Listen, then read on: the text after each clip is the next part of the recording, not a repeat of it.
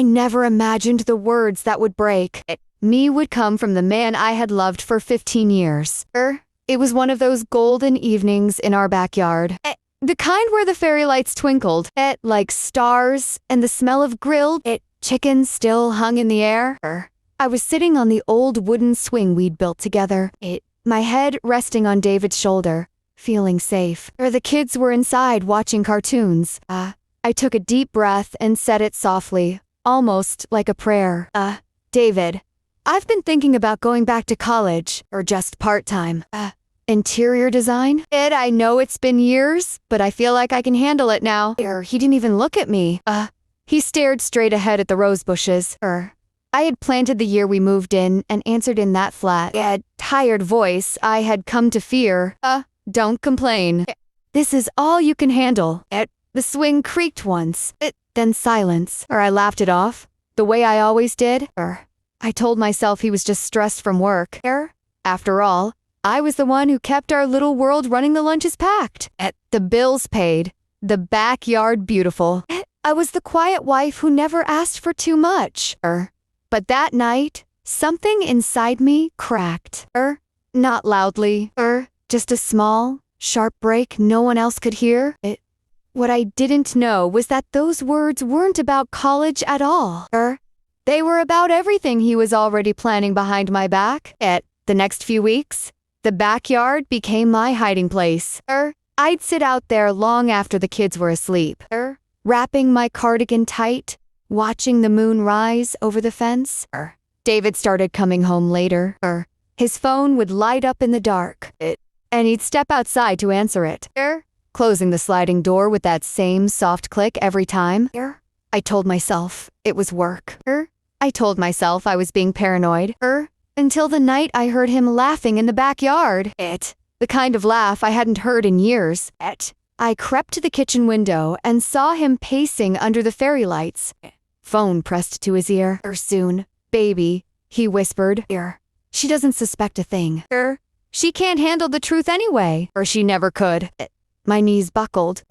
I gripped the counter so I wouldn't fall. At that voice on the other end, it was Emma, his so-called work friend, who had sat at our backyard table last summer, laughing at my jokes while she looked at my husband, like he already belonged to her.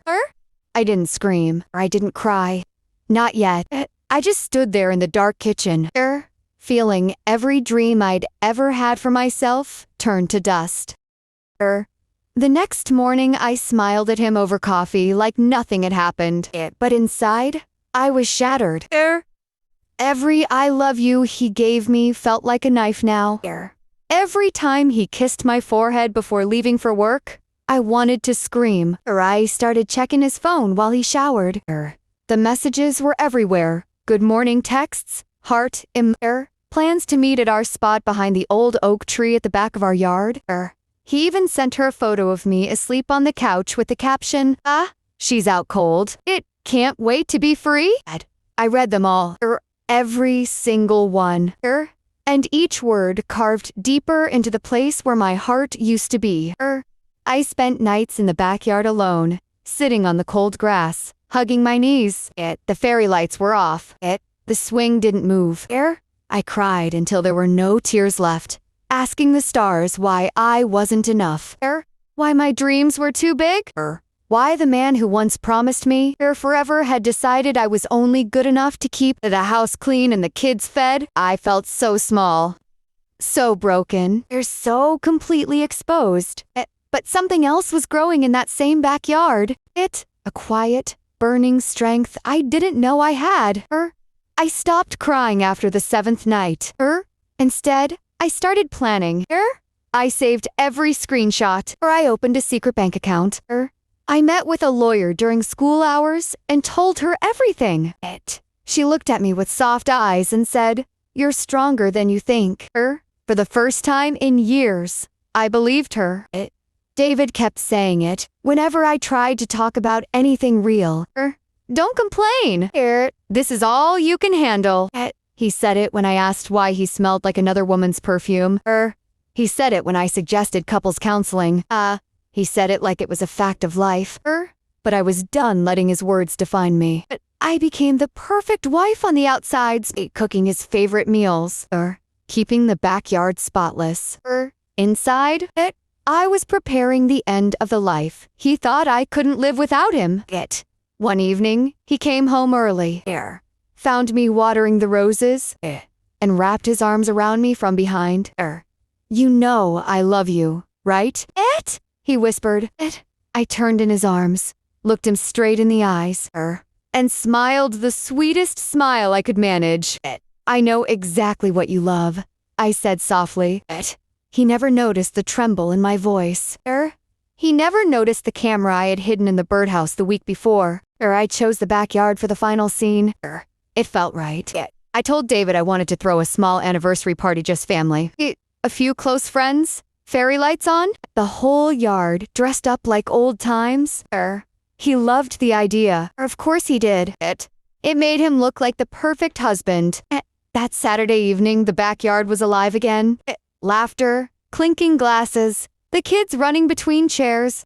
David stood at the grill, flipping burgers, telling his usual stories. Arm around my waist like he owned the world. Emma wasn't invited, but I knew she didn't need to be.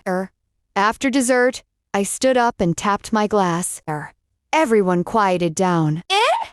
David looked at me proudly, like I was finally doing something cute and harmless. I have a little anniversary surprise, I said, voice steady. David, you always told me there were things I couldn't handle. Tonight, I want to show you how wrong you were. I pressed play on the small projector I had set up behind the swing. His own voice filled the backyard. It's soon, baby. She doesn't suspect a thing. She can't handle the truth anyway.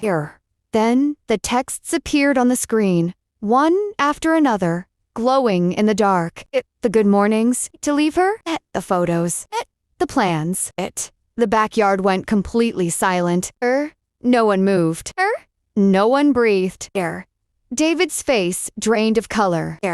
His mother dropped her plate. My sister covered her mouth.